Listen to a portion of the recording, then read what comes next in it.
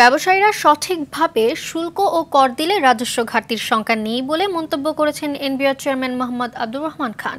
সকালে Chittagong customs house কর্মকর্তাদের সাথে বৈঠক শেষে সাংবাদিকদের কথা বলেন তিনি।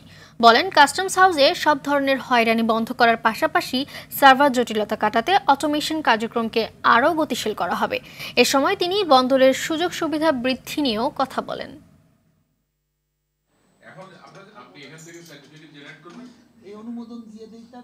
কাস্টমস এবং পোর্ট একত্রে আমরা সমন্বিতভাবে ওভারঅল যে আমাদের এফিসিয়েন্সিটা বাড়ানো, এতে রেভিনিউ জেনারেশন হবে অনেক বেশি।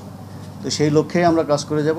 আমাদের মূল উদ্দেশ্য হচ্ছে আমাদের যারা ব্যবসায়ী তারা যাতে আরও স্বাচ্ছন্দ্যে তাদের আমদানি রপ্তানি কার্যক্রমটাকে এগিয়ে নিতে পারে, সেটাকে ফ্যাসিলিটেট করা। এটা আমাদের কাস্টমসেরও মূল উদ্দেশ্য, আমাদের বন্দর কর্তৃপক্ষেরও মূল উদ্দেশ্য।